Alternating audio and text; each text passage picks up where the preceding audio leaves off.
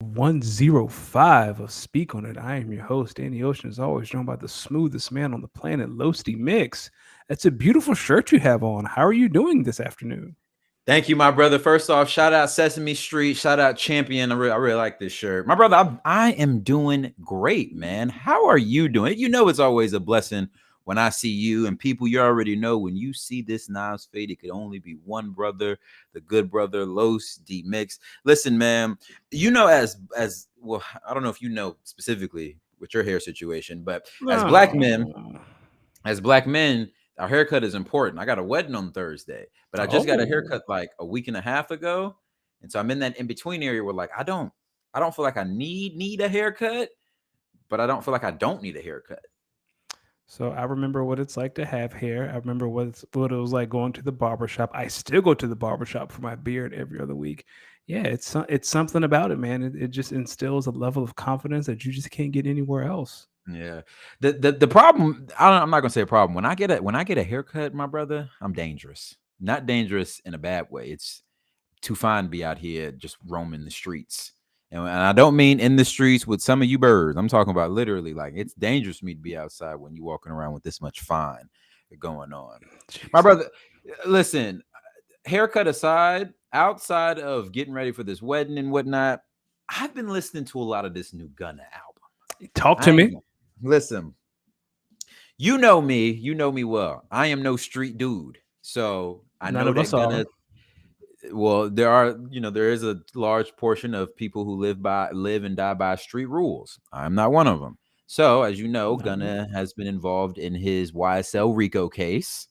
Yep. Um, he took what is called an Alfred plea deal to the legal community out here. I don't know the true formalities of an Alfred plea deal, so I'm not even going to try to get into it. Plea deal or not, Gunna said he's not a snitch. And then I listened to his album. If he said he's not a snitch, I'm gonna believe it. You know why, my brother? Let me play you a little something, something off this. Let me play you a little something, something. Why So this you? song right here is called "Turn Your Back." Turn your back. You know when a rapper is just rapping like the rent is due, like he rapping like he got like, come on now. On this one, he just talking about how they turned their back on him. And I'll add to those who call him a rat. Let the feds come to you and say, "Yo, we got 25 years of federal prison hanging over your head. What do you want to do?" Y'all will turn into Master Splinter in a heartbeat. Listen, I am so glad you mentioned that because a lot of internet Twitter fingers get on here and say, "No, if I was facing that time and I did it, you think I'm gonna go in there and tell?" And I'm always like, I mean, yeah, that Yes. sounds good on paper until the man come in there and just drop a listen, dog. You are facing. You know when they start off with, listen, you know you're facing whatever number come after the facing, you're gonna be upset. You're gonna be not even that. I don't care if it's a day. I don't care if it's a month. I don't care if it's 6 months. I don't care if it's a year, 10 years. Listen, I am no criminal. I'm Nope. snitching. Listen, there are very few people that I would even entertain doing prison time for. How short is that list for you? Three people, probably three, maybe up to five. Go I'll say ahead. this: don't do anything illegal in front of me. Eh, Listen, why don't criminals ever understand that, yo? Yo, some people are regular people. They've been regular people. Yeah, Yep. maybe they were a little on the juvenile side of regular people, but they're still law-abiding citizens at the end of the day. So if you put them in a position where they facing the law, the man, the system, they put 25 to life. Fam, when they say 25 to life, I'm Off, singing like a canary. What you want to know? he Bring me over the there, Burger King. officer. Bring me the No, Wendy's. I'll Get do this for free. I don't want no food to eat. He over listen. there, officer. This what he did. Go get him. And to all you street dudes out here who be quick to like show your paperwork, so on and so forth, I want to let you know if you gotta do all that just to let people know that you didn't snitch, I think maybe you should stop doing criminal activities. At least consider it. Like At you're least right. consider it. At least Because like, consider it. yo, it's funny because you know it's in our community too. It's a our community thing. Because white It folks just get snitching. so white man said, "I ain't going to jail for none of my Oh compadres. That's on man. them." Oh man. if you a brother or a person of color out here with some white amigos, they have probably let you know as some you could probably tell I ain't commit no crimes around them. Nope. They get to they are sinking. Bob will point me out in a lineup in a heartbeat. Yeah. And are we talking right now? If you are a person of color and you got white friends, you probably know that if some shit go down, who do you think the police is quickly going to apprehend? You. You. They're going to try to quickly pin that on you. What? You stole what? Nah, y'all went in there stealing candy bars. Y'all was stealing candy bars because you had cocaine in your trunk. There it is. And That's I the was like, one.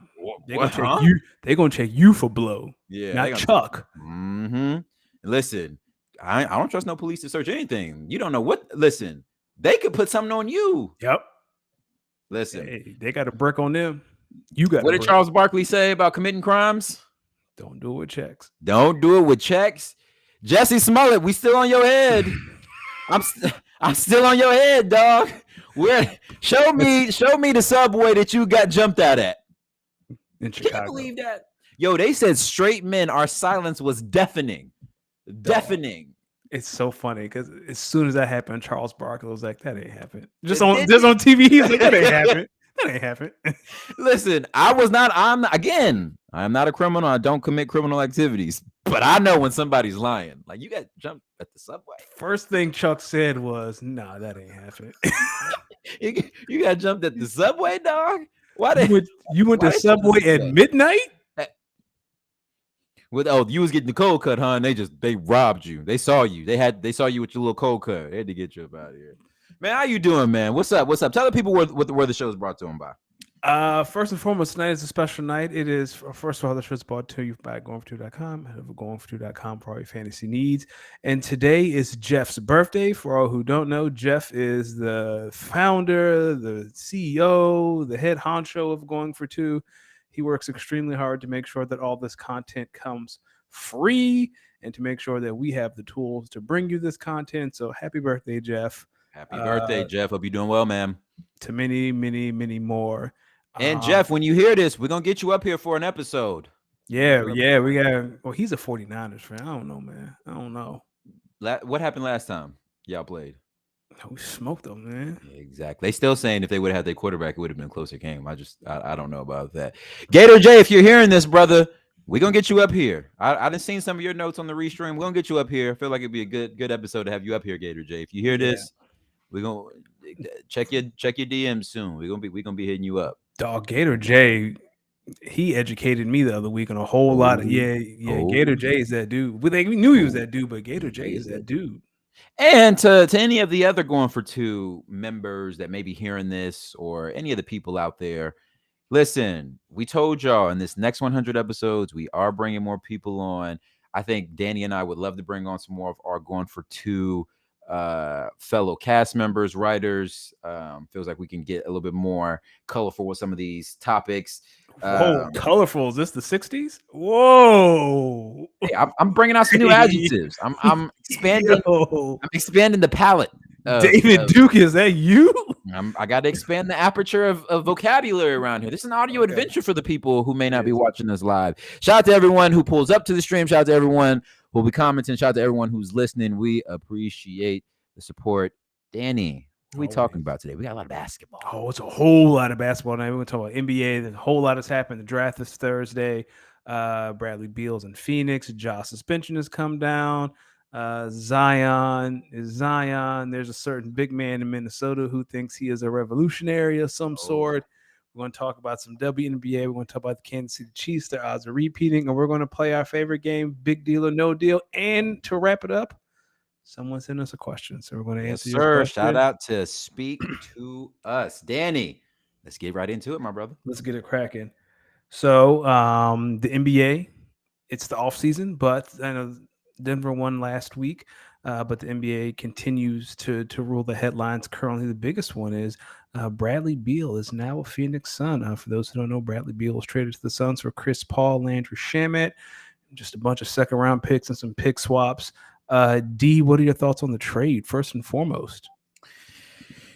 Initially, I was like most of the internet folks. I saw the trade and I said, first thing I said was, yo, if Bradley Beal can go for that, that means one of two things. One, he had the Wizards by the balls. Like he basically told them, y'all sending me here. Y'all figure out the package, which probably gave Phoenix a lot of leverage. Second thing I thought, okay, you put Bradley Beal, a guy who can get his own shot, a really dynamic score. I think he probably you can count on Bradley Beal to get you anywhere from like 23 to 28 a game easily. I think I he think when you averaged 30 when he played last year. Yeah, so I think when you mix that in with the obviously the shot making abilities of a Devin Booker and a Kevin Durant, just off that big three alone, you have three guys who can get their own shots. It can create offense, which I believe when you look at Kevin Durant and Devin Booker, that's some of their strengths. I think my thoughts on the trade is okay, Phoenix, because first Washington's not going anywhere, so it Nope. doesn't even matter what happens on their side of the trade. Strictly staying on Phoenix, I'm so curious now what happens with DeAndre Ayton when I see this trade, because when you see this trade, you got three guys who are probably making over $30 million a year. So that's a lot of cap space between KD, Book, and Beal. I think when you look at it now, if you're trying to fill out the rest of this roster, you're going to have to. I think you're going to probably have to free up some space, cap space, probably to maybe bring in some better role players. But I don't think Frank Vogel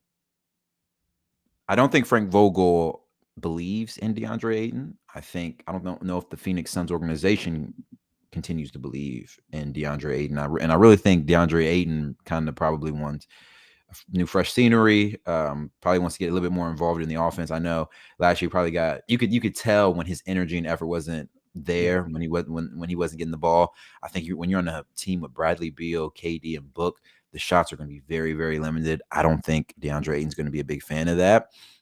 So I think they tried to send him to a. Honestly, I think Phoenix and Indianapolis revisit that trade for Miles Turner and potentially some, maybe a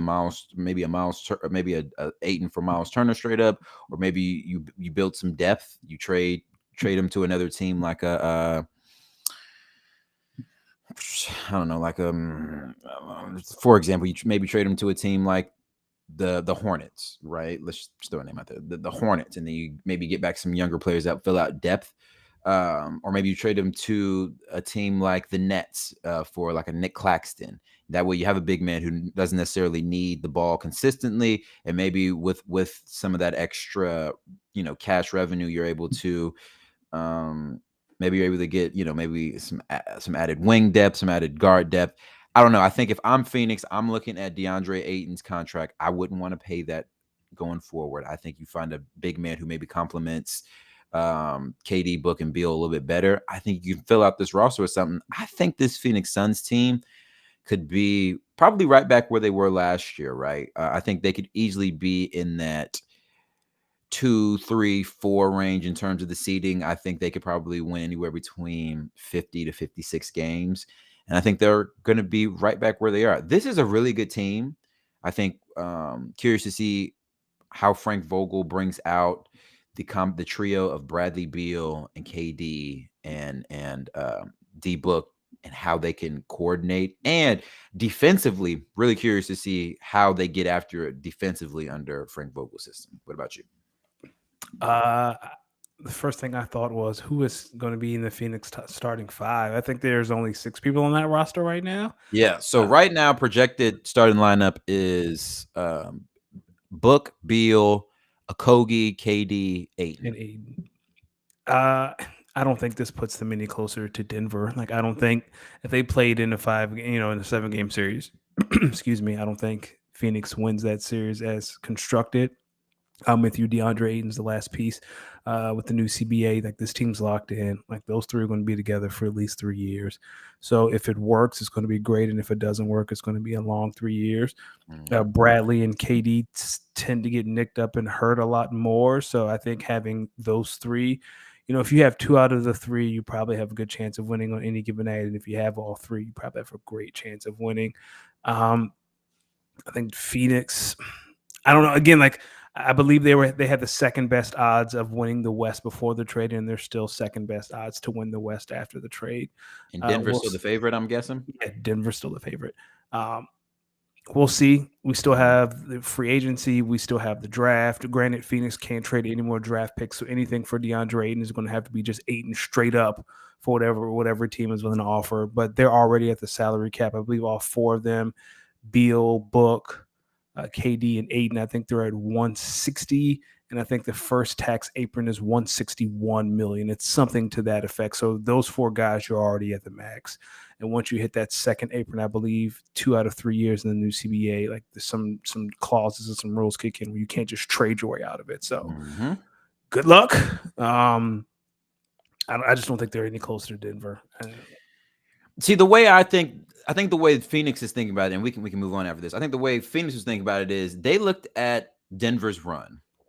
Yep. They probably told themselves of the what 4 teams that Denver played between us and the Lakers, the Lakers and the Phoenix Suns probably gave Denver the hardest challenge.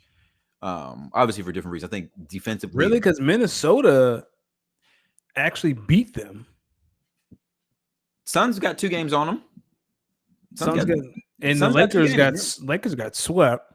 Yeah, okay. Lakers got swept, but I tell people if you watch that series, I did. those were 4 games that could have went either way. Yeah, the Yes. Lakers didn't win them, but they were in a position to win every single one of those games except game 1. Yes. I think the Lakers and the Suns are telling themselves we have pieces to beat Phoenix. We probably need to fill out the roster a little bit more. I think the Suns are looking at it as we have 2 guys that can get their own shots, and we saw how that gave Phoenix some trouble. Now we got a third guy. If we fill out the roster with other guys who can complement them, we can really give these guys fits because there's just too many dynamic scores for y'all to double anybody. Really, I mean, you can't. Who are you going? I mean, you're gonna have you got to send a double somewhere. It's gonna be hard. It's gonna Uh, be hard. I am interested to see who they get to play point guard because I think Devin Booker's energy is better spent trying to find his own shot, not trying to get Beal and Kevin Durant going and then finding his own shot. I think they're really going to need a point guard. And maybe that's something they explore. Like, what do you think of Westbrook joining this team on a vet minimum? I do not like that at all. Really? I do. You need a point guard who is a great facilitator. Not that Westbrook isn't a great facilitator, but I don't like that. I think Westbrook go back to the Clippers. I think that's a coming off the bench. Give me 15 solid minutes. I just don't. They need a point guard who's a true facilitator first, and someone who can hit a mid-range jump shot. Do you think that shifting off of this, talking a little bit more CP3 specifically? Yep. Do you think with this trade, do you think we are in maybe the last year or 2 of Chris Paul in the NBA? Yes, I think. And it depends. I think the Wizards have until the 26th. Today's the 20th. I think they have the 26th to come up with are they going to buy him out or are they going to keep him? So they have about a week. Let me tell you something. If they decide that if the Washington Wizards decide that Chris Paul is going to be their point guard next season will be the last season we see Chris Paul play basketball. Because I don't. Who's signing up for that? It's tough, man. And I think if you're Chris, like, yo, that's a lot of moving your family from Phoenix to DC. God damn. And now you got to potentially think about, is that even the right fit at this stage in Chris's career? And if it's not, what other team really makes sense that has a lot of interest in him? I know they said both the LA teams do. I don't personally. I want to give Austin Reeves more chance with the keys. So I look at that and already say the Clippers may be better off, but then there's a health problem if he goes to the Clippers between him, him, PG, and Kawhi. Dog, you may get 40 games total between those 3. Can I throw out 2 teams? I would say Miami. I would get rid of Kyle Lowry. I would put Chris Paul in, or the New York Knickerbockers. Why would they do that when they got Jalen Brunson? I mean, yeah, that's true. And for your other team, Miami, why would they do that? They, according to Cox sources, which leads us to our next point, good transition. According to Cox sources, Pauls. It is being reported that with the trade by Phoenix, the Miami Heat are now focused on trading for Dame Lillard. So when you think about the trade by Phoenix Yep. with Chris Paul and Bradley Beal, do you think the deal between the Heat and the Blazers get done for Dame Lillard? So if it does not, that's where CP3 comes in. I think it can. I think it can. I just this Dame thing needs to come to an end because I'm not gonna lie, I'm kind of tired of it. Like every offseason, he loyal to the soil, but behind the scenes, he's saying he don't want to. He doesn't. He's not saying he wants to be traded, but he's saying he wants to be traded. Right? Like Thank today, you. it came out Thank that Chris you. Haynes is like, yeah, he doesn't want to be here for a youth movement. He wants him to trade number 3 for Zion or whatever. Like Or he trade him. or And trade. that sorry to cut you off. That is what I picked up from all this. Okay, I've been hearing for years now, Dame Lillard really loyal to Portland. I believe that, but to an extent. Y'all think Damian Lillard is looking at an organization in their eyes that's offering him 200 million and telling them no? Exactly. No, No, no, he's not. he is He's not. good. He's signing that dotted line, getting his check, banking, hoping that they do something. And if they don't, guess what? He still got his contract, and he can still get him to trade him. The Bradley Beal did it right. Listen, man, always take the money. You can ask for a trade later. Get the money. Get the money, Always and get the money. once you sign that line, that money is yours. They got to pay you. They got to pay you. Someone got to pay you. Somebody in the National Basketball Association got to pay you. Has to pay Always you. take the Yeah. money. I, I'm just tired of hearing I want to stay in Portland. Well, actually, I don't. Like, just say it, dog. Like, say you want out of Portland, and let's get this train going. I personally think Damian Lillard does not want to come out publicly and say, "I don't want to play." And You can't. He can't after all these years of I'm loyal. I'm here for the grind. I'm here for like you can't go like he's been playing this character so long he can't go back. yeah, and now it is in a point. I think now it's at a point now where like the organization he's basically telling the organization, "Y'all got two options with me. If you want me to stay, I've been here, but you got to bring in another one of them players." And obviously, he's letting it be known, "Hey, Zion's out there, and we ain't got the same problems as like a New York or Miami. Our women not gonna run him dry." Oh, they might. Yeah, my brother. Let me tell you where I live. No, they won't. Zion, I'm gonna tell you right now. He'll find something. Zion, I'm gonna tell you right now. If you was to get traded to the Portland Trailblazers and one of the Portland women really run you for your dollars, I'm gonna let you know right now. Your roster would be mid. Wouldn't even be the word. It would be.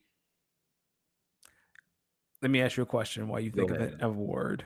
Go ahead. Would his roster be any worse than what it is now? Yes, at least in New Orleans, they got some gumbo. They got some. Got this little bit of that southern twang to it. So they got a little. Anyone on Zion's roster got any of that? Because I don't see it. I got a little twang to him. I'll put it like this. Uh, Twang Zion, or Tang? Because those are two totally different things. if Zion came to the Portland Trail Blazers, there would not be a lot of color in his roster. He went to Duke, so But have you seen have you seen Mariah Mills and the girl Rose? I told you last week he trying to beat these milk allegations, but if he go to Portland, he the right back milk. on the milk allegations. I mean, And but here's the thing though. In Portland, that's what we expect. In New Orleans, there's too much of a mixture.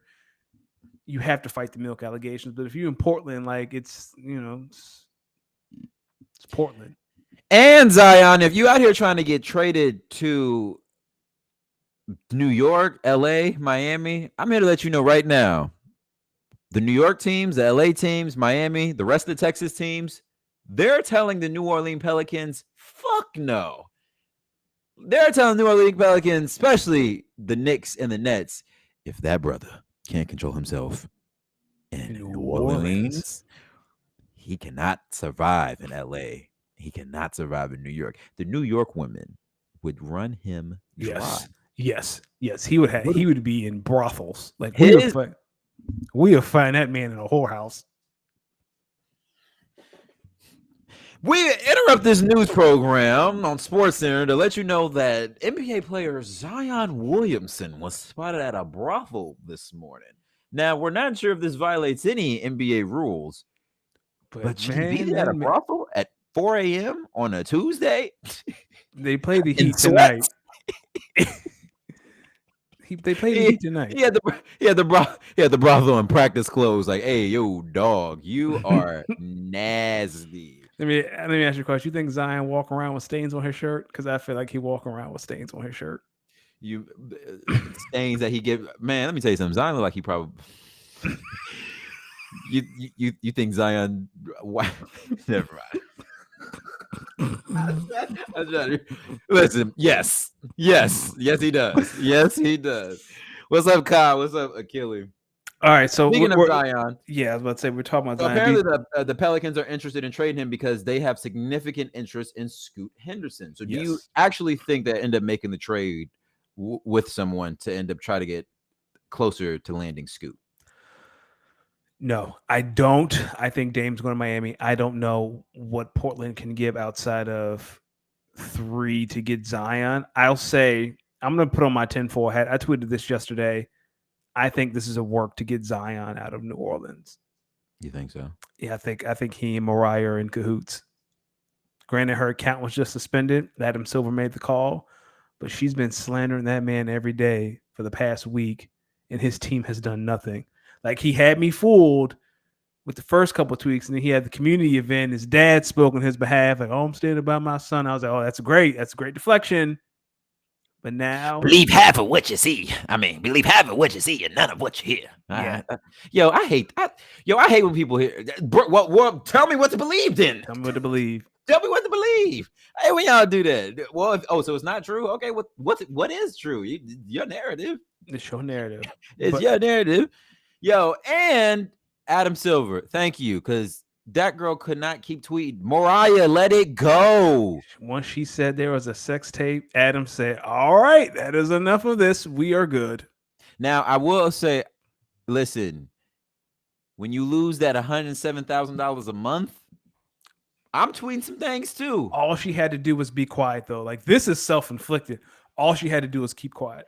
She said she felt away.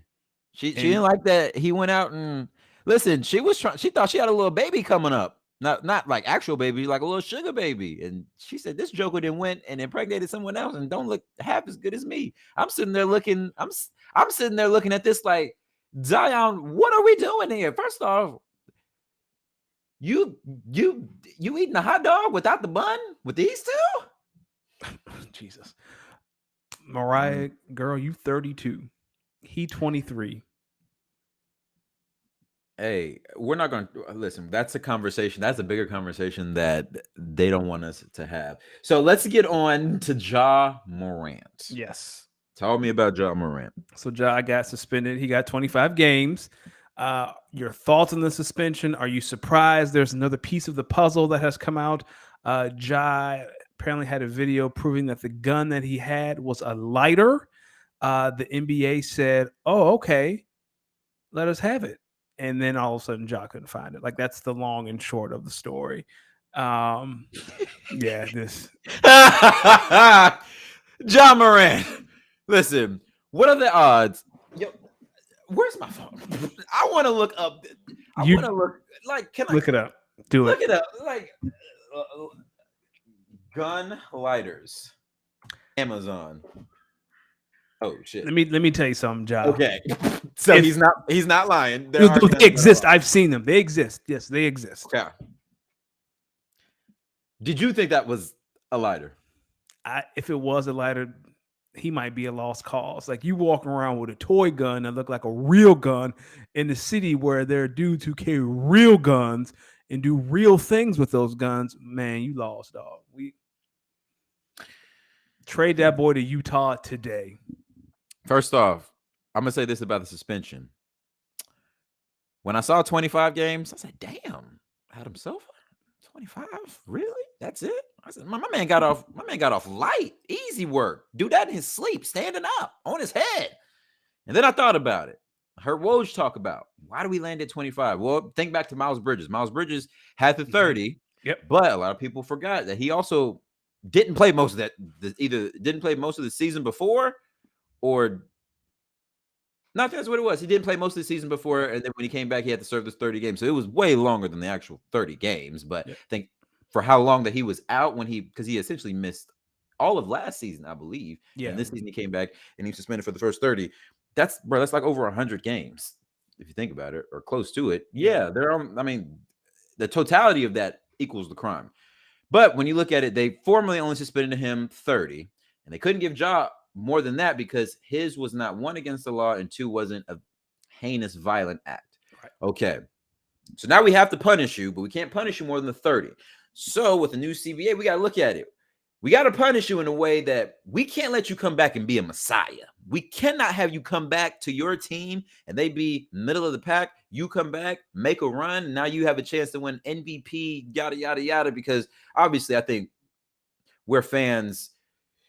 We're fans of the game enough to know that if you start coming back and you start winning, that dissolves all Well, problems he go away. can't win any awards. Remember And that's next year. that's the point I'm getting to. With Okay. the 25 games, now you're not eligible for MVP. You're not eligible for any of the All NBAs. You're not eligible for any awards. So now when you come back, no matter what the team's record is, you stuck. You're gonna have to help come fix it. And even if you do come back and have the season of your life, we're not rewarding you for it. Nope. That's your job. That's essentially what they're saying. That's your job. You're a basketball player. You hooping. That's your job.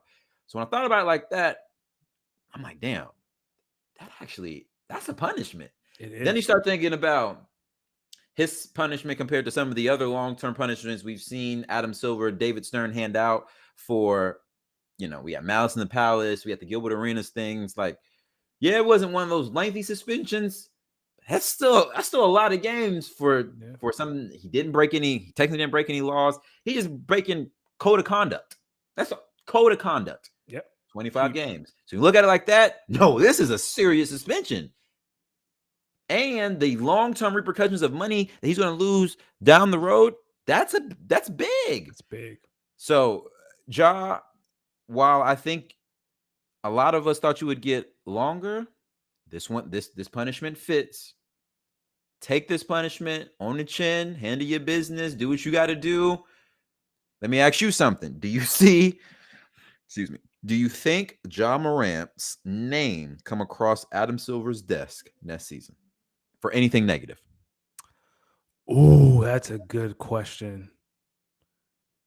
I shouldn't give him the benefit of the doubt, but I don't want to speak ill of his name. I'm going to say no, but I would not be shocked if it did.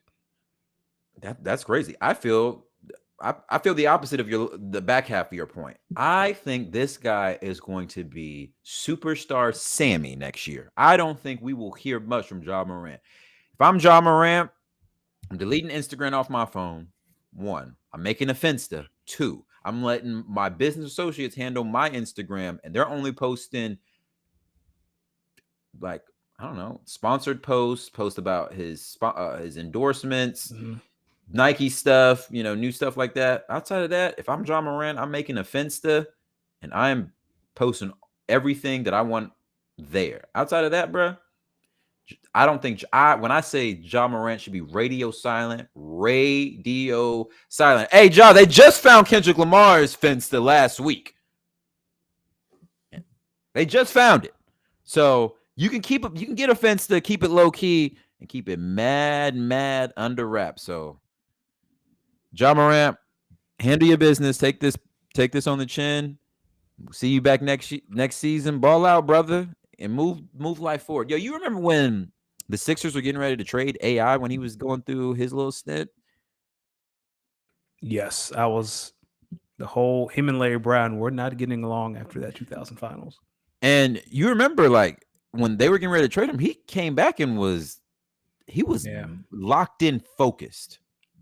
I think Ja Morant's going to have I think Ja Morant's going to do something similar. I hope he does. I'm rooting for him. I'm rooting for him too. I hope he is okay. And I think if you are a black man, like, I want to say this the right way. I think we as men, we have to hold other men accountable, right? Yes. We got to hold other men accountable. You did the time, do the crime, but that don't mean a redemption story isn't possible. I think Ja Morant, if you were able to take this suspension on the chin and then turn around and really show what you've learned and start really building on it as both a man, as a pro, and as an athlete, I think that is going to be extremely commendable. And I think it's going to say a lot more about his character than most people want to give him credit for. I know the easy thing for a lot of people to do right now is to kick my man while he's down. He's a young guy. Yes, he's thrust into a situation with millions of dollars. So yes, there's an emphasis and a priority on him to be an upstanding citizen. But the guy's 22, 23. He still has a few room. He got to give him a little bit of grace to make some mistakes.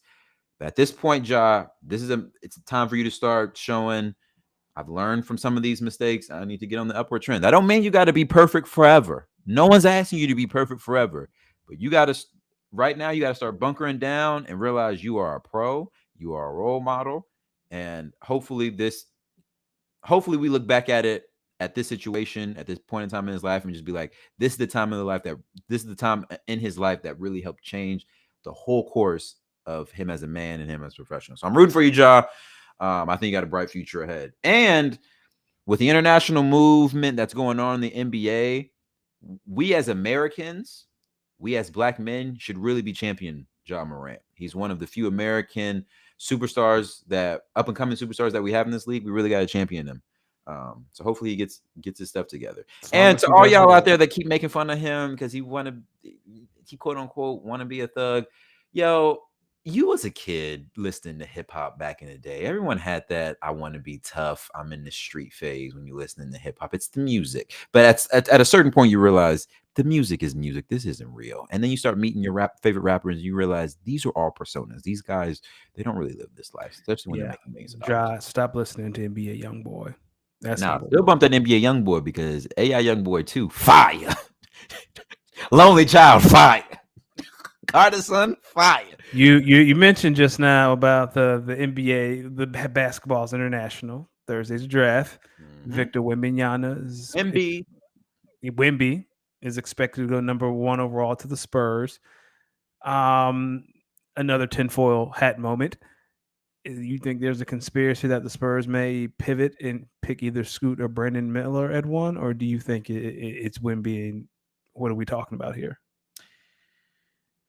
If it was any other team than the Spurs, I would say that if that general manager didn't draft Victor Wembanyama, somebody would be getting fired because it's the San Antonio Spurs and Greg Popovich runs it. I think I think I think Pop has seriously evaluated Vic, like, and I think Pop has seriously evaluated Vic, Wembanyama, and Brandon Miller, and thought, which one of these guys realistically do I think, based on the team that we have, that we can really build the team around? I do think they're still going to go Victor Wembanyama, but I'm gonna tell a lot of people Scoot Henderson, for those who don't know, has been working a lot with Steph Curry. Steph Curry said he wants to Mm-hmm. take Scoot Henderson under his wing. Think about this. It's the greatest shooter ever, a class act in the NBA, a class professional. He's taking Scoot purposefully under his wing. He's going to be something in this league, I believe. I believe Scoot's going to be something special in this league. Brandon Miller, I think he, similarly to Vic, is the future of what wings are going to be in this league. Real big guys that have real tall, lanky guys that have a lot of guard aspects. Kevin Durant was a unicorn ahead of his time, and we're seeing now that there are more and more Kevin Durants that are coming into the league. Kevin Durant like players, because there's only one KD. Kevin Durant like players coming to the league. So I think the Spurs still go with Vic, but I think Scoot and B Miller have a strong case for going number one. And for Vic, or not Vic, for Scoot and B Miller, I think both of them make a very strong case for number two overall. And I still think Brandon Miller goes two overall. Okay, so you think Scoot is going to be in Portland if He's they match it? speaking of Scoot, he has crushed his pre-draft workouts too. Like I've heard incredible things about his pre-draft workouts. So he's gonna be nice. I'm really excited to see him play. Really excited to see him play. And I think the NBA, based on how they're trying to get more out of the G League, Scoot would be big. Yes. Scoot going top 2 or 3 would be big because it's big for the G League, which then gives if you can get a G League player drafted in the top 2 or 3 consistently, like I think Jalen Green also played in the G League as well. When you think about it like that, that's telling these young hoopers, yo, if you're good enough, go to the G League, make some money there. If you're supposed to be in the NBA, you should be. And you will be drafted high. And you will be drafted high, which means the money's going to be there. Which if you get drafted high, you can go back to college anytime you want. You'll have the money. You will have the money. What else we got? So Draymond Green declines as player option. Now he's a free agent. Should the Warriors prioritize bringing him back? Look, if I'm the Warriors, I'm sending Klay Thompson to Nihao, China, and I am re-signing Draymond Green. Oh wow! I did I'm not gonna let, expect that. I'm not going to let. Listen, I think the Warriors' new GM are looking at this team and they're saying we have to maximize the next 3 to 4 years of Steph Curry's career. Which of the people from the core of Draymond and Clay help Steph Curry win and impact the team win? I personally think it's Draymond. He sets the anchor on defense. They run a lot of sets through him. They run a lot of offense through him. I think with Clay, he's getting up there in age. You really gotta hope that the shot is still going down.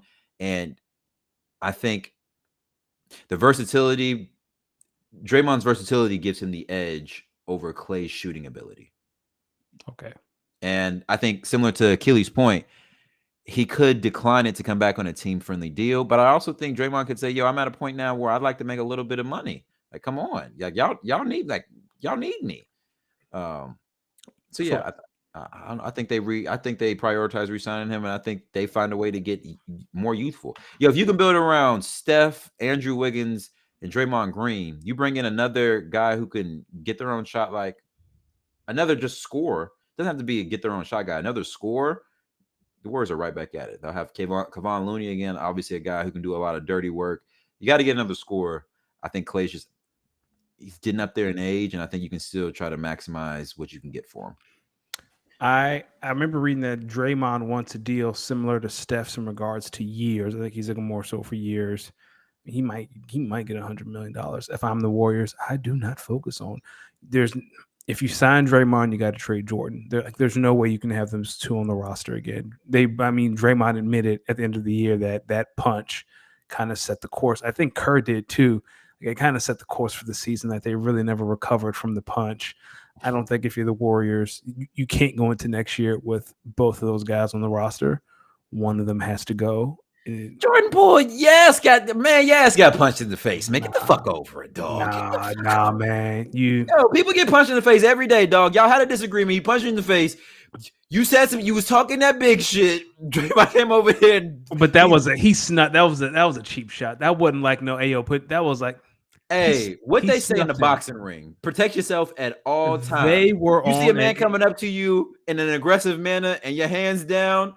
Hey, down, man down. Yo, Jesus, Mark Jackson. Nah, man, you don't punch. They're not in the boxing ring.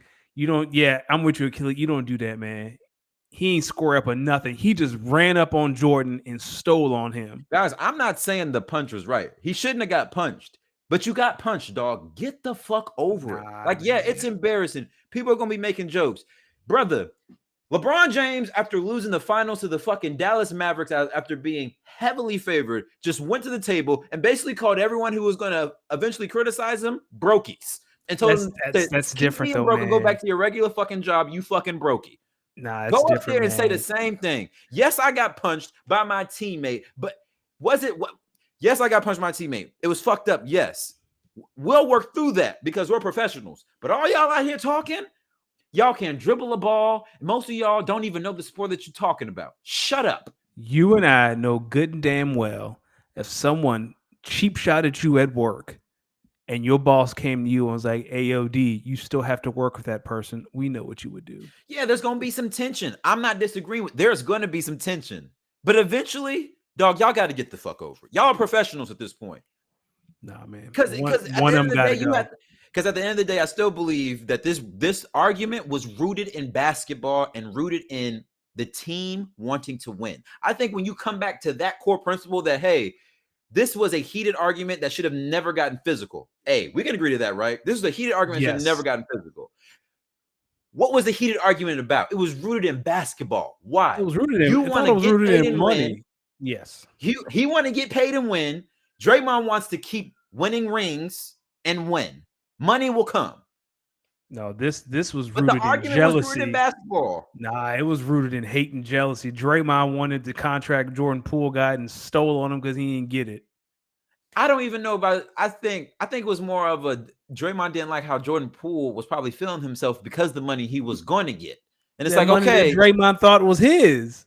I don't even it could be, yeah. So maybe you looking at man's over there like, yo, dog, I've been here X amount of years. I've been on X amount of championship teams. You came in, yeah, you got hot last year. You really helped us do some good things. But yo, dog, let's remember the focus here is winning championships. It's not the money gonna be there. I bet I would bet a lot of money that sentence that I just said was definitely rooted in that argument. The money's gonna be there, but we are still here to win a championship. Yo, I think, and we can move off this after this. I think there are maybe three different mindsets. There's three different team mindsets in the NBA. Contenders who are like, yo, we want to win. Teams like Denver, teams like Phoenix, teams like the Warriors, teams like the Lakers, teams like the Bucks, the Heat, the Sixers. Everybody on that team, they're just focusing on how do we put ourselves in the best position to win a championship. That's mindset number one. Mindset number two are teams like the Pelicans. No, bring it back. Teams like the Thunder. No, bring it back. Teams like the Grizzlies. Teams like the Cavs. Teams like the Knicks that feel like they're on the precipice. So the mindset that a lot of the guys on that team is, we are this close to reaching that next ceiling. Guys, let's just keep building so we can reach that next ceiling. I think that's the second mindset. That's where Denver was before they won the championship. Like, guys, we are this close to taking the next step. We just got to lock in and keep building it. Money is probably in there because, you guys probably still want to get paid. But I think when you're on those, like, you just want to get better. And then you have the third mindset. This is 85% of the NBA I'm getting ready to talk about. 5 dudes who winning would be nice, but dog, I want this check. I'm a millionaire. I want this check. And I got a couple baddies at the hotel, right? Not a couple Draymond, baddies. I believe, is in Draymond probably since 2015 has been the championship mindset. We got to keep winning these. We got to maximize how many championships we can win. The money will be there. Jordan Poole, before he got paid, was over here. Yo, I'm trying to get paid. I got some baddies. I'm trying to do X, Y, and Z. I can get on my sugar daddy. I can buy the Rolls Royce, stars in the roof. I got the umbrella and the pull out. I got Gucci fit. I bet you the team, a lot of folks, like the other players on that roster, was kind of feeling that mindset from them. And they're probably starting to be like, yo, bro, like, yeah, bro, you're going to get paid, but damn, we're trying to win. Like, we're trying to win championships.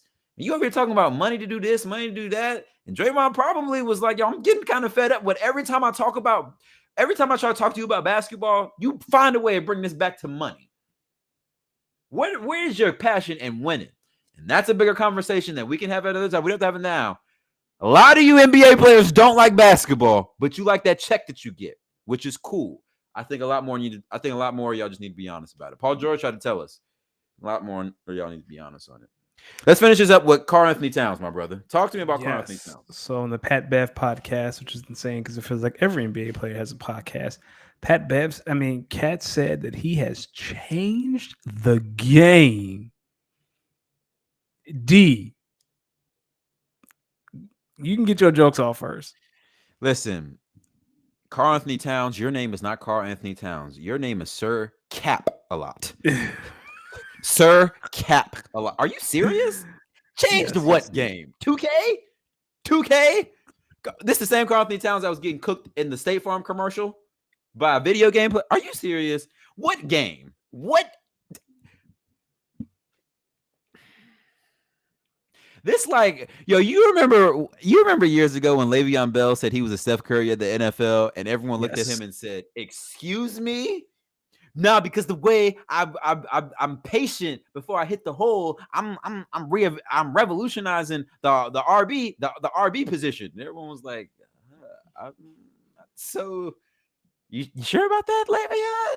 Yeah, I'm good. And it was like, all right. Guess what? He's seen him since. Le'Veon was out of the league 2.5 years later. Karl-Anthony Towns. if you have changed the game, then so have I. Because I have also went inside of 2K and turned the sliders all the way up, and now I can't miss. If like, but so Yusuf 1205. What we're talking about now is on the Pat Bev podcast. Karl Anthony Towns said that he changed the game of basketball. No, he didn't. No, he didn't. Absolutely not. Danny, you tell me one thing about the NBA that has changed since Karl Anthony Towns has came in. The Timberwolves have become a laughing stock outside of Anthony Edwards. And they've made the playoffs a few times. A couple times, They actually. made the play. Quite literally a couple times. And that's because of Ant-Man. Like Yeah. Karl Anthony Towns was hurt a lot last year. I think he did the 3-point contest. He lost, didn't he? He did because that's when he compared himself to Dirk. Like I just pray to God that one day that I never get to that level of just no self-awareness. Listen, who are funnier liars, NBA players or rappers? Oh, rappers. Rappers? Yeah, like Kevin Gates, The Game. Like we are talking about just lies. Kevin Gates said he started a car battery with his bare hands. He said, "Are you hold on." fucking kidding me?" He said, "Hold on, little mama, let me show you something real quick." But you can't tell nobody. Is he Jesus? Rappers, biggest liars ever. Do you know who the rapper Westside Gunn is? Mm-hmm. So Westside Gunn has this song called Michael Irvin. It's off this album called Fly God is an Awesome God. And so he starts this song off by saying, "Everybody think they fly now, but who really fly you? You ever cooked half a brick in an air fryer?" I pressed pause so fast. I said, "Wait a minute, dog. No. I ran it back. He said, "Yo, you ever cooked half a brick in an air fryer?" I said, "Excuse me? You haven't done that. How? Tell me how. I've used the air fryer, dog. No, you haven't. I've cooked shrimp in there. I've cooked chicken in there. I've made a steak in there. But crack? Okay. All right. Crack? All right. Crack?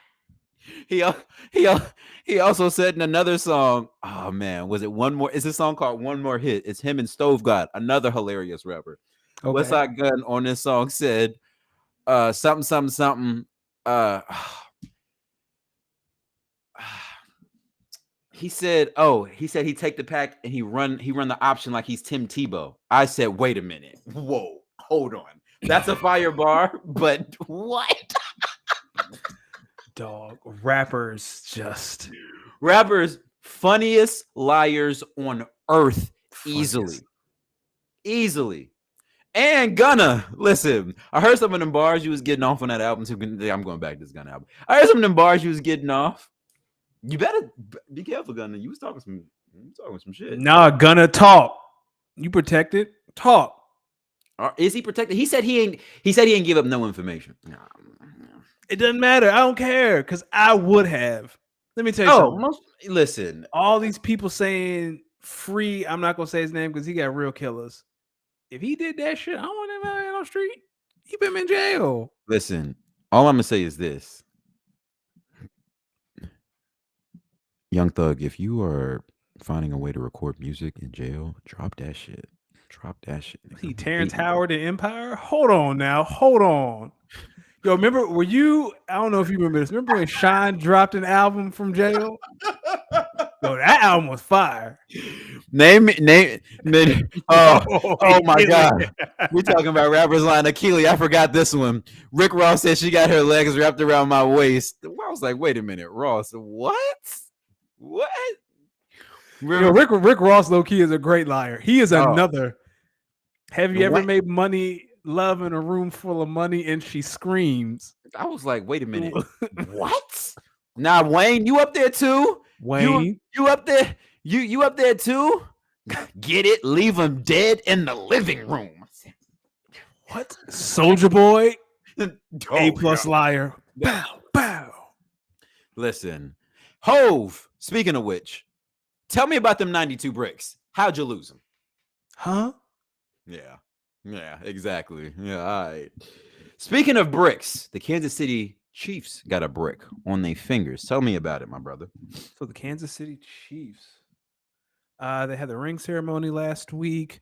And during it, they talked about the motivation to repeat next year as champions. So the question is, what do you think about their chances of repeating? Like outside all things considered, everyone healthy, is there a team in the AFC that can really challenge them? And if they run through the AFC, is there a team in the NFC that can give the Chiefs a run for their money? I can't believe I'm back on this bandwagon, but I'm back on this bandwagon because y'all signed y'all's quarterback. The Baltimore Ravens healthy, I think could be a problem. Okay. I think the Baltimore Ravens healthy and a new offense, Lamar Jackson. I'm gonna call it right now. I think this can be an MVP type year for Lamar. Talk to me. I think the new money, the new offense, you got new weapons, guys who need to prove themselves. You got young players. You have, I think they, I think if they're able to get more balanced with their run and their pass game to go along with a defense that historically is known in being a top 16 defense. It's rare that it's not often that the Ravens have a bottom half defense. So you can always assume they're defensively are going to be there. If they become more mixed on offense, bro, this is a hard team to beat. Because think about it. The Ravens, since Lamar Jackson's been there, I mean, they've been probably a consistent 10-win team. Yep. So they're winning double-digit games every year just off of having a very strong run game. So if they mix a true passing game in this, man, they're tough. Obviously, to Kyle's point, you got to consider the Bengals. They match up well with the Chiefs. They play them well. I think the Bengals know that all things considered, if they play to their strengths, they can give the Chiefs a run. I'm not buying no Bills stock. The Bills got to just show me, dog. Everyone keeps saying and bigging up the Bills, but every past 2 seasons, maybe 3, the Bills have pissed themselves in the leg or pissed, they just Yes. pissed on themselves in that opportunity. And then you find yourself after that game just kind of realizing, why was I even thinking Buffalo was in the same stratosphere as Kansas City? Because they're not. A lot of people keep going back to that one AFC divisional game. I think a lot of people just got too infatuated with that game because it was high scoring. You know, us football fans, we see a lot of points go up. People start listen. Sometimes defenses just don't show up, and it's all offense. Now you got to go out there and score. That's what happened. The better team, the better offense won. Guess what? A week later, when they had to play a low scoring game, that same team won. Same team won. No, actually, the Bengals won. The Bengals won. Okay. But a year later, played that same Bengals team, same type of game. The Chiefs won. So it's the Bengals. I mean, it's the Bengals and it's the Ravens. That's it. Funny enough, they come from the same division. So I'm gonna go out on a limb and say this: the winner of the AFC West will meet the winner of the AFC North in the AFC Championship game. And NFC, man, the NFC. Obviously, the Eagles. I think the Eagles are probably a really heavy favorite to come out of the NFC. Man, I don't believe the 49ers are legit. I don't think so either. I'm I'm glad we're here. I think reality is going to come crashing in on Brock Purdy. We're going to find out why he's a 6th, 7th round pick, respectfully speaking. Even if he does turn out to be a true 6th, 7th round pick, the fact that he was able to do what he did last year, he's already outperformed his draft stock. Yeah, until he ran into a real one. I would say outside of the Eagles, I think we shouldn't sleep on the Cowboys. The Nope. Cowboys are a good team. Yep.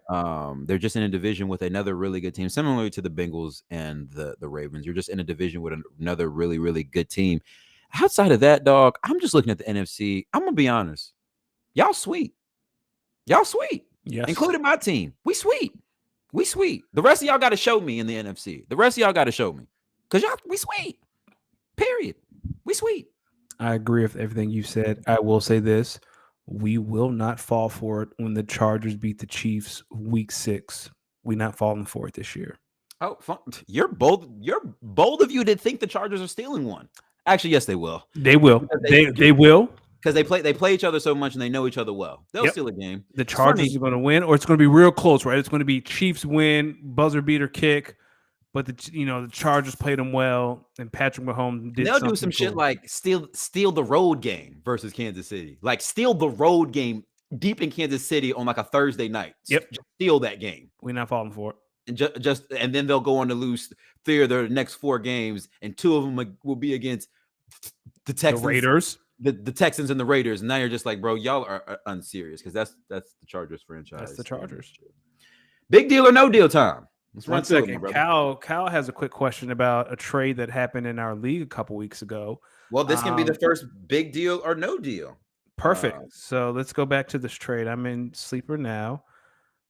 Yes, a trade has. So Cal, let me see. Let me pull this up. So I got it. So Kyle traded. So Rojo traded. Rojo Truther traded Rashad Bateman and a 2024 third for Tyler Boyd and a 2024 second.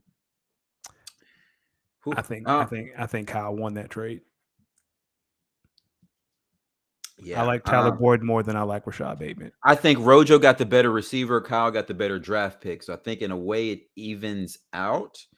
I think Rojo must have a little bit more faith in Rashad Bateman than I do because I was also kind of in some chats with Kyle and potentially trading for Rashad Bateman. Ultimately, me and my GM, who was also me, decided not to move forward with it because I don't believe the organization really believes in Rashad Bateman, and I think what's the kid's name? Zay Flowers is ultimately going to end up taking his spot. I will say this, Kyle and Rojo, I think this trade is a big deal because I think Kyle, what you're probably going to be able to shift that 2024 second for next draft season will probably do your team wonders. Yes. Who knows? I think the ceiling might be higher for Rojo. If Rashad Bateman turns out to be the receiver he was drafted to be, the ceiling might be higher. But we'll see. We'll see. We'll see. All right, so let's jump into big deal, no deal. Well, let's start off with some rest in peace. Yes. So over the weekend, the unfortunate passing of Ray Lewis Jr. I think I read that it was via an overdose. Yes. So just thoughts, prayers, condolences to his loved ones and his family. It's tough, man. We're losing. He was young, 28, 28, 29. It's tough, man. Guys, let's leave the drugs alone, man. Lead them hard. Leave them drugs alone. I'm not gonna tell everyone to live a perfect life, but leave them drugs alone because Yes.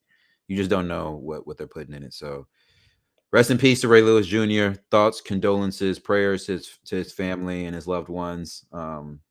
Obviously a big deal. Real Yeah, big deal. obviously a big deal. Some more big deals. Go ahead, my brother. All right, so the Las Vegas Knights won their first Stanley Cup the other night. First or second? Was I it- think they won. I think it might be their second because I believe when they became an expansion team, they may have won like their first year. Kyle, research. I thought as I remember seeing a tweet like, "Oh, what's Vegas going to look like once they win their first major championship?" And everyone I was think that like, was a troll because that guy didn't know that the Aces had already won. "Yeah," and I remember people were like, "Hey, yeah, thank you, Cal. It's their Okay, first." so it is their first. Okay, Okay, all right. because everyone posted the Aces. So big That's deal. what it was. They went to the They were in finals the in finals. 2018. Okay, thank you, Kyle. So big deal, no big deal. I think it's a really big deal. Shout out to Vegas, man. They played a really good series. I mean, hey, Florida, y'all been having a great sports calendar year.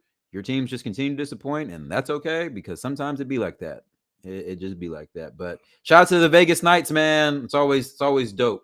And also shout out to the U.S. men's national team on winning the CONCACAF. I'm I glad believe you it's 2 out and years in know a how to row. pronounce that. I just know they were fighting in Mexico. Yeah, CONCACAF, really big. I think. Excuse me. Men's U.S. soccer is getting big or getting bigger. We're getting more success, getting better teams. So hopefully the men's team slowly catches up to the women's team, and American global football gets bigger, especially with Messi coming to Inter Miami in a month. So exciting.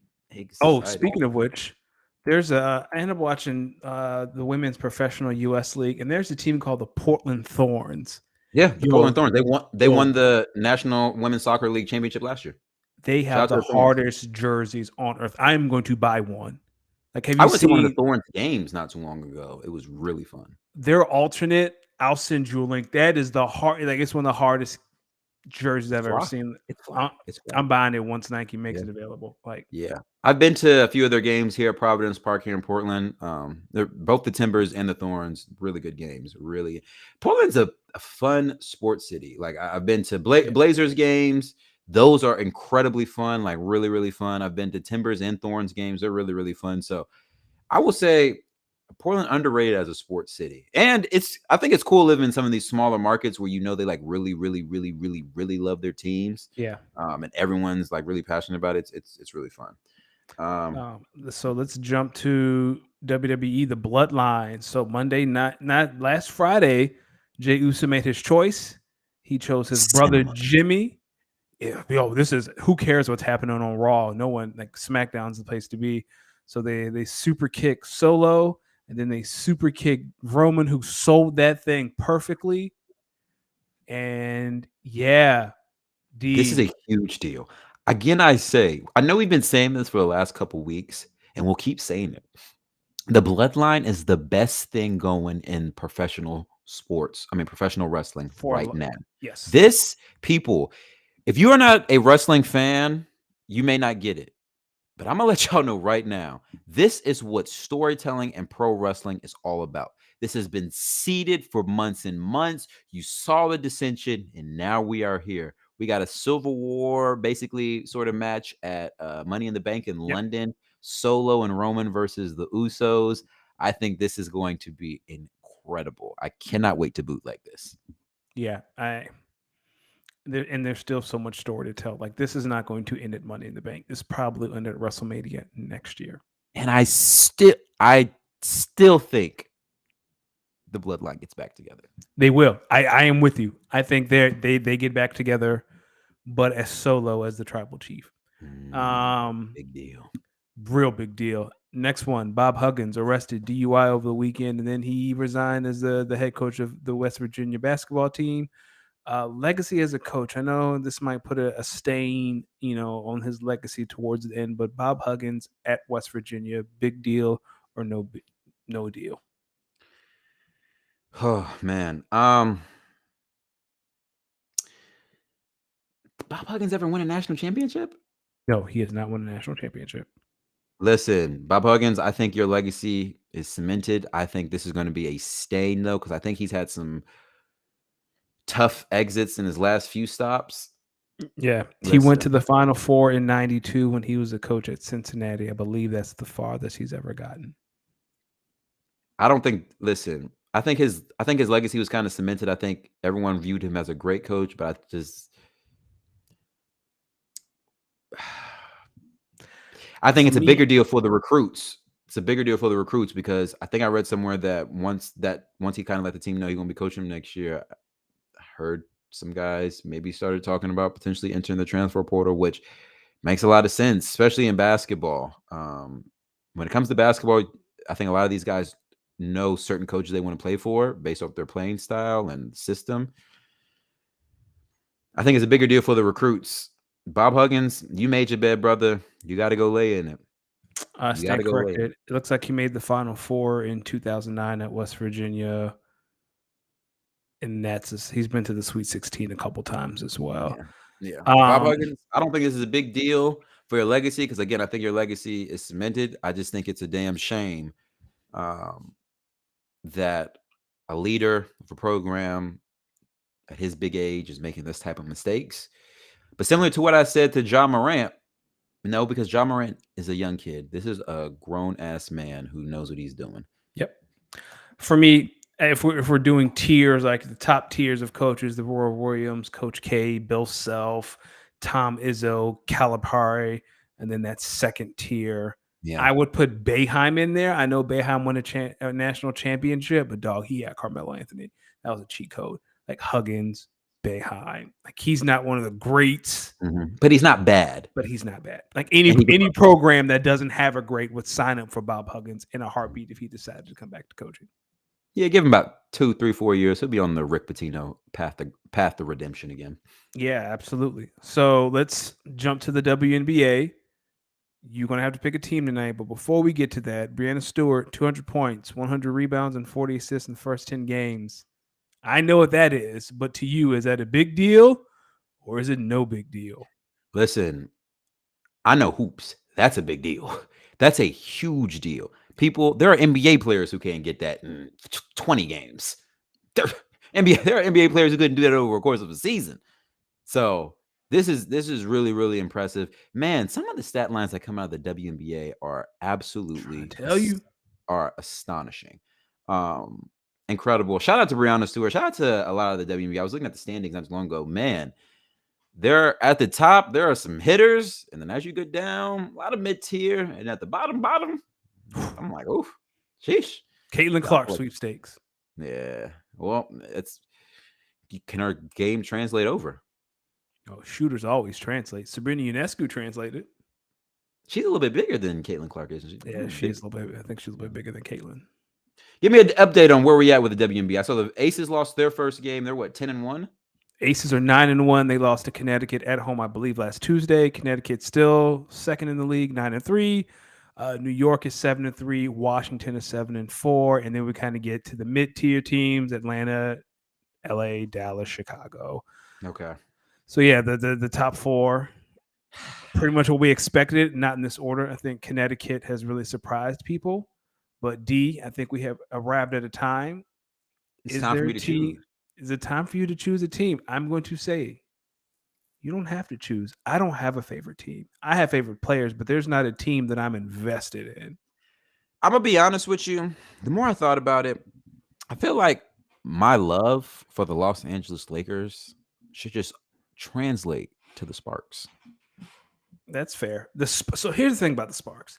I think the Sparks are 2 years away, right? So the Sparks, they're 5-6. You have Nico Gumake. You have Kurt Miller, who came over from Connecticut, where he led them to the finals multiple years. He just couldn't get over the hump.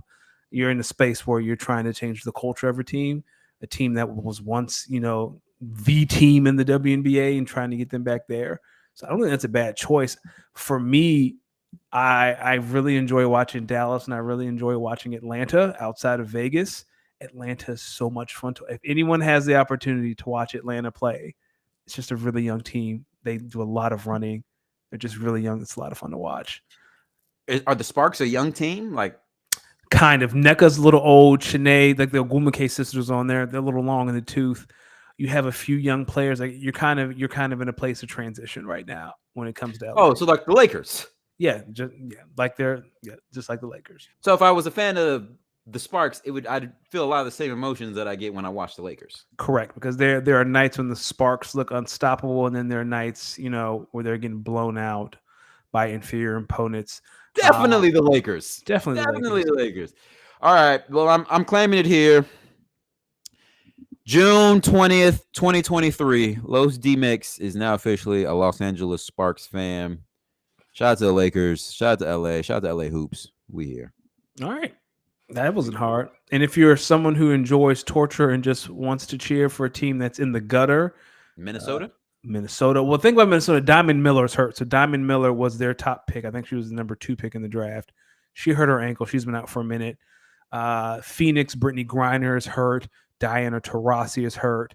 So Damn. they're at the Brittany bottom of BG the. already hurt? Yeah, BG. I think it's either a back or ankle. So if you want a team that's really bad that doesn't have any injured players, Seattle, Drew Lloyd is a flamethrower, but it's just her. Yeah. If you like torture, talk to me about the F1 Canadian Grand Prix. Oh, brother. We're back at it. Listen, this past weekend in Montreal was the Canadian Grand Prix. It was also the 30th or 50th anniversary of the first ever safety car in Formula Wow. One, which was actually a really cool nugget that I learned. Also, learning a little bit about the driver who drives the safety car. Um, he did a piece with ESPN. I thought it was really good. I also found out a lot about how fast Formula One cars are, because the safety car is like a supercharged Mercedes AMG.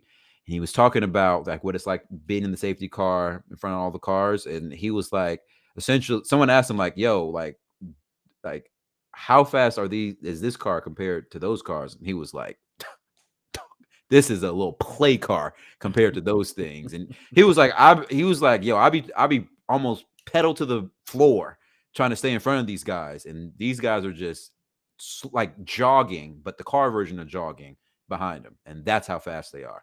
And I was like, holy shit! But back to the Canadian Grand Prix. Qualies was a little wet. Pause. So the start of the grid, they had Max Verstappen and Red Bull at the top at P1. I mean, they've got a train, bro. That is a fucking locomotive, a jet. So they had the pace all weekend. Max did ultimately win the race. Mhm. The real race was in second to third, and then some of the other spots. So Fernando Alonso, who started P2, Lewis Hamilton started P3. They had a big, not a big collision, but they were racing throughout the majority of the Grand Prix. Ultimately, Fernando Alonso did come in second. Lewis ended up coming in third. George Russell, who I believe was maybe he started. I think he started down. He was either P4 or he started lower in the grid. He ended up no, he started P4 and was actually doing a really hell of a race for Mercedes. Ended up hitting the wall. Ended up having to retire. Overall, I think there were some really good performances outside of just Max. Alex Albon from Williams finished seventh or eighth, which is the equivalent of like the Oklahoma City Thunder making it to the second round of the playoffs Okay. and going out in like 6 games. Like, oh, I wasn't expecting that from y'all. So Alex Albon finishing seventh was big. They got some good performances from a few of the McLaren drivers. So it was a really good weekend. They got 2 weeks. I think they're back in Austria again for another Grand Prix. So they're starting their European circuit of the tour. So excited, and then they go from there to the Asian part of the circuit, so Singapore, maybe Thailand. I know they go to Japan, and then they do the Vegas Grand Prix in November, and then they finish it out in Abu Dhabi and Nice. closer to Christmas. So really excited. I think over the next couple months, when we get to this European circuit, we'll find a lot out about if anyone can begin to start challenging Red Bull for the Constructors Championship. Truth be told, I think Formula One is a sport I realized that guys just because you really can't make too many more improvements to the car. You can keep making updates to it to make it better, but like you can't completely retransform the car. So whatever car you have, that's the car you're stuck with for the season, and you're just building on it. Mhm. But it's so interesting about how forward thinking a lot of the guys on the team is. For example, I'm gonna put this in a metaphor. Imagine if the Eagles after last year came back and looked at their roster and was thinking this team could potentially win in 2023, 2024, but we really, really, really think 2024, 2025, that's the year we're going to win a Super Bowl. And that's how a lot of Formula One teams think. They really think forward facing just because of the technology. Once you learn more about the car, the updates. So excited to see what the season holds. But I think we're on a fast track to Max Verstappen winning back-to-back drivers championships and Red Bull winning a constructor championship. And last thing I'm gonna say is Red Bull is so confident that their head coach has already kind of came out and said, "Yeah, I think we can win every race this year. Yeah, we see our competitors they creeping up on us. I think we're gonna win every race this year." And if you've watched the races, those Red Bull cars are trains. So shout out to the Canadian Grand Prix. Shout out Formula One. Shout out Max Verstappen. Shout out to my guy Lewis. Great run. Speak to us, time, my brother. All right. Speak to us. So we got another question. You want to read it or you want me to read it? You got to go for it. All right, people. So, our speak to us question of the day, or of the week, I should say. What is more important for you when you're considering investing in someone? Someone's potential or someone's already proven results? P.S. This can be applied to sports, relationship, etc. Danny, when you're considering putting some investment in someone, Yes. professionally, sports, if you're maybe a sports GM, or maybe you're thinking about dating a fine young woman. I know your marriage doesn't really apply to you. What's more important, their potential or the proven results? I think it's somewhere in the middle. They have had in any arena, they have to show that they have the ability to invest for on their potential, right? Especially, I know we're talking about when we're dating, a young woman or trying to find a mate, you know, would you want to date someone that you know is a notorious cheater? Probably not. Would you want to date someone that you enjoy spending time with and doesn't make your life a living hell? And you've went on a few dates and that's what it's like. Yeah, like if you go on a date and they're screaming at the waiter, like, "Oh no, we can't build a franchise around you, sis." Not acting Nah, like that. can't. Nah, I So can't. yeah, We can yeah, maybe have you coming off the bench, but you can't be our.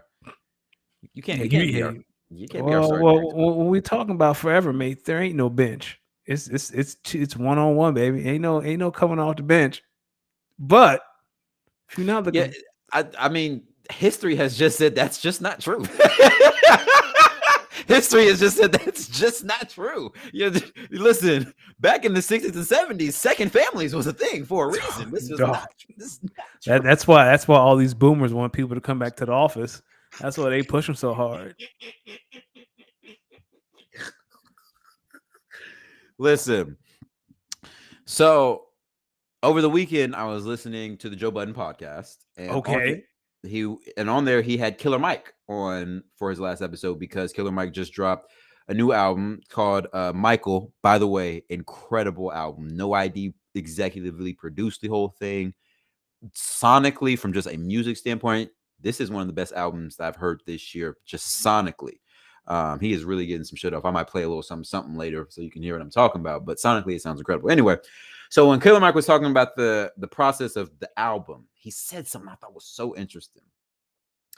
He said, "Yo, at a certain point in life, you got to start working with just professionals. You can't bank on potential. You just need professionals because maybe you can get it done, but maybe I don't have the time on you to potentially can or cannot get it done. Work with professionals because they're always going to put you in a position to be successful because this is their passion, this is their craft." So I say that to say, I'm of the mindset I need proven results. Okay. Potential is cool to a certain point because you see the trajectory. You see where they could go. Hmm. But how many times have you looked at where someone potentially could go and they never made it there? Never even Oh, made it close plenty. because they didn't have the drive or the determination. Or you can get the guy who's there every day, lunch pail in hand, and you can count. If you can count on one thing, you can account on them being there, being accountable, holding it down, proven results. Give me proven results. Listen, I don't want to know if that thing snapped back with the grip. I need someone to tell me if that thing snapped back with the grip on it. Okay. I I need I need to know that you got that snatcher. Now, this begs a question that I'm curious to know your answer to. Is Okay. it weird when a man asks you, "Yo, did you sleep with her?" Yes, that's very weird. I would never ask that Really? question. I would Really? never. I would never walk up to another man and be like, "Hey, No, not did another you?" man, but like someone you know, like maybe you and your homie, you see a girl, oh, she's cute, and he'd be like, "Oh, that's such and such. We used to back in the day." And you just be If he a real boy, he will tell you unsolicited, right? Like like, he's a oh like oh man, she cute. Oh, that's so and so. We used to kick it back in the day. That's all I need to hear. Like that's it. Like we used to no, kick but it. why you? No, that's not what all I need to know. Y'all used to kick it. Tell me more. Tell me Nope. more. Like, oh, we used to do. Him saying that they used to kick it is him telling you all you need to know. Yeah, but like, if they're not together no more, he don't feel no way about this girl, and you're potentially interested. What are you gonna ask him? Oh, well, just like tell me more. You want the It, info. Why? Because you okay. need some proven results that my investment will give me a return. So there has to be a certain amount of time that has passed. Like we're talking 2.5, 3 years minimum before we have that conversation. Like if he's like, "Oh yeah, we kicked it last year," nah, I'm good. Really good. Why not last? Maybe he got a new something. Nope, I'm good. Let me ask you something then. Yep. From the maybe your homegirls, maybe your wife and her friends, do you find that ladies usually date potential or proven results? Ooh, I feel like women will more likely to make an investment on potential. Like I feel like women may have a or better at seeing the good Mm. compared to men. Like I feel like he's almost there. I think women believe that they can get a man there faster than the man can get a woman there. Like I think a woman can see a Ooh. man and be like, "Oh, I see it. He just needs me to pull it out of him." A He needs, man is yeah, like, to give him point A to point B. yeah, like I can get him there. I think a man is more so like what you said, "A dog, do you know her? Oh, okay, tell me more." So there's a certain level of grace that women move with when it comes to men. To a degree, I would say women are better visionaries when it comes to seeing, Mm. a potential partner, especially something long term. We see a lot of things black and white. To a degree, yes. That's Like, why, look, and maybe that's why so many, especially dudes, I've seen a lot of dudes just say Ja Morant's a fuck up. He's gonna be a fuck up, and I'm like, yo, dog, give him some time. because You see the potential there. Lord knows Before my last year, he was a model citizen, so clearly he knew how to act like a pro, or at least keep yeah, his hood ratchetness under wraps. yeah. Because Lord knows my wife saw potential in me that I ain't see. Because your boy was Well, you had hair. all right. What? No, that's true. No. I need to try to. I need to play you. I need to try to play you like that. She saw the potential when you had hair. Ah. Nah, but my hair was receding when we met. Like my hair was thinning at the top when we met. Oh, not the thinning at the top. You had the George Costanza. Yeah, dog. I was heading in the George Costanza, the George Jefferson, and I was not gonna live that life. Hell no. Oh, I don't blame you. I don't blame you. All right, my brother. What a show! Shout out to Keely. Shout out Kyle. Thank you guys so much for pulling up. Shout out to everyone who's listening via the audio adventure. Make sure you guys follow myself at Los Demix. That's at LOSDEEMIX on Instagram, Twitter, YouTube, Twitch. Make sure you follow the pod. Speak on it _pod on Instagram, YouTube, and officially we are now on TikTok. So make sure you follow us at Speak on it _pod on TikTok. We'll be posting content as well there. Yeah, guys. Thank you guys. Danny, let them know where they can find you, my brother. Find me on the Bird app, Danny Ocean 41. Like D said, speak on a _pod, Instagram, Twitter, and TikTok. Before we go, special shout out again. Happy birthday to Jeff.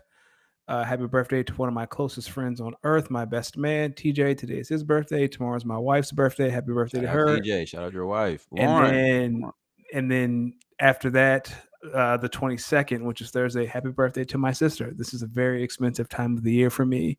Just bang, bang, bang. And then, yeah, it's very expensive. You better than me. Somebody got to go giftless. It's a very expensive time of the year. Somebody's gift is going to be that text. Yeah, Happy birthday. No, I can't. These are very special people in my life. I can't do them like that. It's just I don't blame it. Listen, people, you could have been anywhere in the world tonight. You were with us.